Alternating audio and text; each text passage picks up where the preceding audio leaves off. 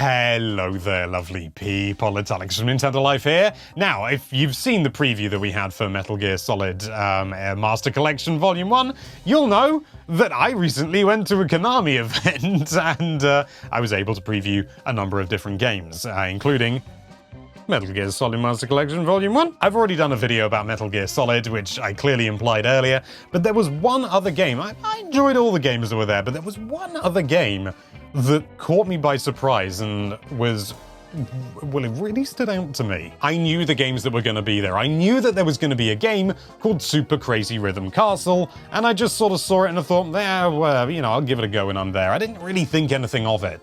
And then when I actually gave it a go, ooh, it really caught me off guard, actually. I just thought, you know, oh, it's a sort of a party rhythm game type thing, you know. I've seen them before, but, you know, I was there. I was going to try everything, you know. It was ludicrous not to.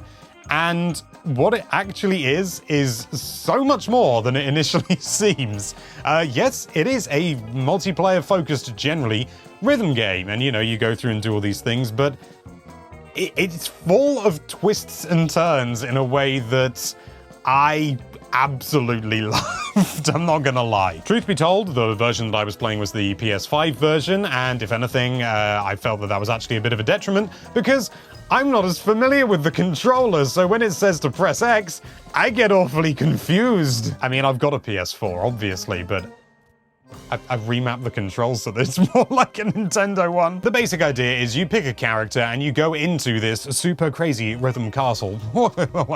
And naturally, there's a bird character you can play as called Jingle.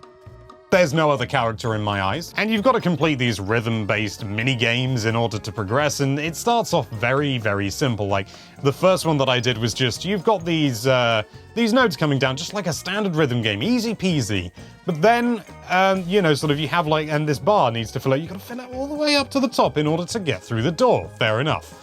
And then, out of nowhere, this big arm comes along and holds the bar in position whilst you're playing it, and it won't go any higher, and you sort of go, hang on, you know. So you've got to stop what you're doing, and it's not like it pauses the music. The music keeps going as you've then got to go and remove this arm, and you remove this arm, and also there's this bell ringing out of time to the rhythm, which didn't throw me off, but I am a professional. So you get the arm to retract, and you go back, and there's a sense of urgency, because it's like, the music's not stopping, the game's not waiting for me. So you run back, and you start doing it again, and then after a little bit, the arm comes back, and I think at one point there were two arms, and then a load of cushions fall from the ceiling, and you've got to clear up before you can continue. Well, I think you can like continue to do it, but obviously it's blocking your view of the notes that you need to play, and it was just great. It was sort of like pulling the rug out from underneath me at every turn in different and interesting ways, and it only got more fun. There was another one when I was thrown into the dungeon by this king who just likes to mess with people, and he's the king of the super crazy rhythm castle, and I think you're trying to overthrow him. Ooh, politics. And you got a similar thing before, and I think at this point I moved up to the Pro, which gives you more buttons that you have, more inputs that you have to press, and so instead of 3, it's 4, and more of them as well. And you can just flip between them at any time, which is pretty cool.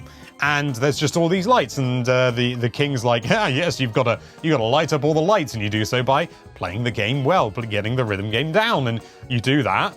And then he's like, okay, yeah, the door's open. You go up to the door. It's not a real door, and it just sort of collapses, and there's a load of other lights underneath it. And so you then play through, and you fill up all the lights and everything, and then it takes you a while. There's all these, you know, things trying to stop you from going any further, and then you fill it all up, and it's like, okay, you got to go out this door now, and it's like, I know what's gonna happen. You go up to it, it's another fake door, and there's even more lights behind it, but it's not even like the same size. Like, there's really tiny lights, so it's even more, and you gotta keep going through and through and through, and he's like trying to block your view and all that sort of thing. It's and then he like removes the colors from the thing so that you can't rely on the color, which Again, didn't slow me down, but I'm a professional. There was this other one where you've got like, you're making this sacrifice with like some weed killer or something. And the tracks that show the buttons that you got to press, the actual, you know, sort of like the rhythm tracks, they're sort of like in a circle around things now. And I don't know what it was, but that really threw me off and I really struggled with that one. And it's all about making the sacrifice. And then once you've done enough of the rhythm game, then it stops and you've got to run around. You've got to throw broccoli at the weed killer.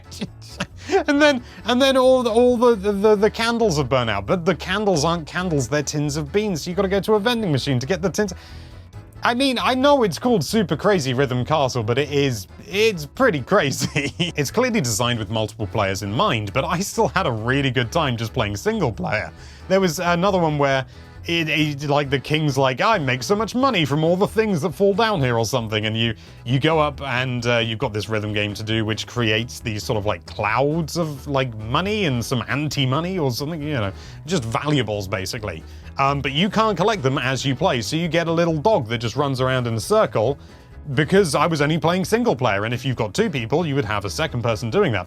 And I thought, okay, you know, that's fine, you know, but it's a bit of a shame that, you know, I won't get to experience the other side as well. And then it swaps you around, and the dog is playing, and you're running around, and I didn't notice straight away, and I was just like, oh! I also got to play a little bit of the competitive multiplayer, the more sort of like party mode, and I got to do that with the creator of the game, which was pretty cool. As a result, I didn't win. And it turns out that the creator has been creating the Super Crazy, like, series of games since like Flash days. Like, he created the first entry in the series when he was like 15 as a Flash game, and I saw it, you know, sort of like I saw it as part of a presentation, and I was like, I'm pretty sure I remember that. I don't know whether I actually played it, but I'm pretty sure I remember seeing people play that. And there's just something fun about that history. But back to the versus mode, there were a couple of different modes, and one of them was like you've got to like avoid like being on the wrong tile and stuff like that. It wasn't as rhythm based as some of the others, but you know. Oh, shut up! I've just realised I made it really apparent that I recorded this video at the same time as the Metal Gear Solid video. But there was another one that was a little bit more straightforward, and you had like these. You had to play the sort of standard rhythm game to this music, and the music is really good. I'd never heard any of the tracks before, but yeah, some of them got stuck in my head, I can't lie. And you could just sit there and you could just, you know, see who's the best at rhythm, or you could just break away for a moment and like kick a football at the opponent and like knock them away so that they stop being able to play, and then you run back, or you could like hatch different eggs to create things that would like attack the other person. Oh, it was really good fun. I'm really surprised by this. It looks unassuming. It looks like I don't want to be rude, but it looks a little bit sort of like it just looks like a game that's been released. And you sort of, oh, okay, you know, just sort of brush past. It's a little bit unassuming in a way, but what's actually there is really great. And I can't speak for the rest of the game, you know, I've only done the opening parts, but from what I have played, I had a really flipping good time, and I really want to get my hands on this game. It is coming to Switch. I don't know when. Maybe I'll look that up. Doesn't have a release date yet. But it was really lovely to go into playing a game with no expectations and come away being really blown away by it. I really thoroughly enjoyed it. And I really hope that the rest of the game stands up to what I played, and I hope it's quite substantial, because that'd be great. And I really want it's co-op as well. That's not necessarily like a huge rarity, but I always cherish it when a co-op game comes out, you know? I'll put some links in the description for some more information, and fingers crossed we get a release date soon, but for now, all I need to say is leave a comment. Just leave a comment. It doesn't have to say anything. Just say sandwich casserole. And thank you so much for watching. If you like this video, then why don't you click that subscribe button. And now it's a rhythm game tutorial. And be sure to check out NintendoLife.com for all sorts of lovely Nintendo related content. Thank you again for watching. Bye bye.